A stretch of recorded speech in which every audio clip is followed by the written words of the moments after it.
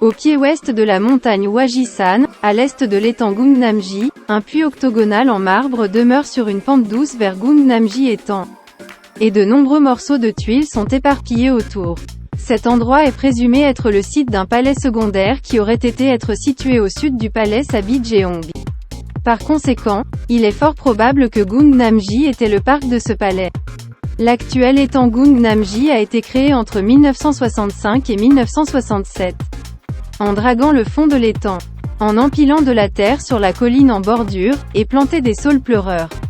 La superficie totale est d'environ 13 000 keong. Mais les résultats des fouilles suggèrent que la taille originale était beaucoup plus grande. Des fouilles ont été menées de 1990 à 1993 et 1995, et installation de collecte d'eau. Cours d'eau et chantiers de construction faits d'arbres et d'argile couche, un sol froid et collant, ont été étudiés dans et autour de Gungnamji. L'installation de collecte d'eau mesure 11,65 mètres de long d'est en ouest et 3,13 mètres de large. Du nord au sud, et ressemble à un mur fait de rondins doubles le long du bord. Du côté extérieur est, à proximité du point d'eau, un canal d'eau a été identifié dans le sens sud vers nord, et l'eau était amenée à l'installation de collecte d'eau grâce à cela. La partie ouest de l'installation de collecte d'eau est un espace de 6,3 mètres pouvant stocker de l'eau.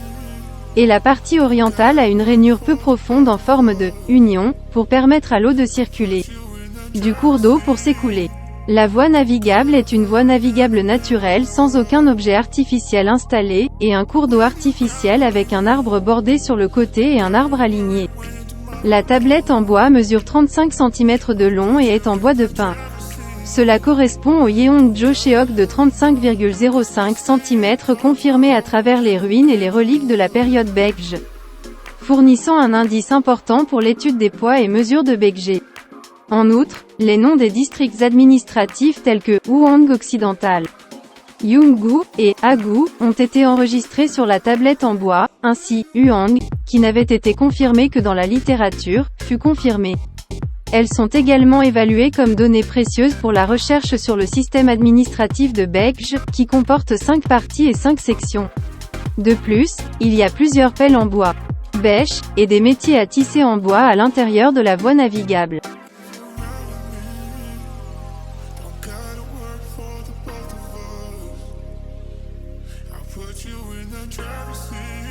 Buyeo était la capitale de Baekje, l'un des anciens États de Corée.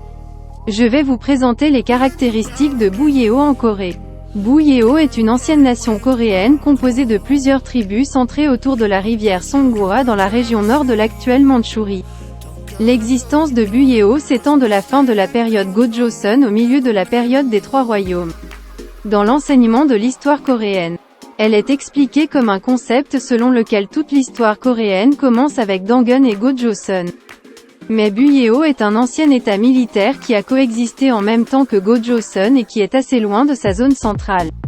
Il convient également de noter que les familles royales de les principaux pays qui sont les ancêtres du peuple coréen, tels que Goguryeo et Baekje, chacun revendiquait être venu de pays liés à Buyeo, pas de Joseon, du moins dans les récits qu'ils proposent eux-mêmes.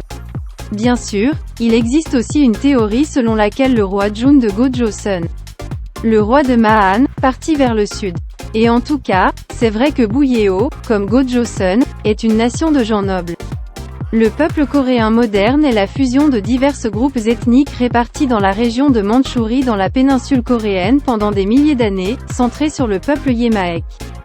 Buyeo est un état ancestral du peuple coréen, séparé de Go-Joseon.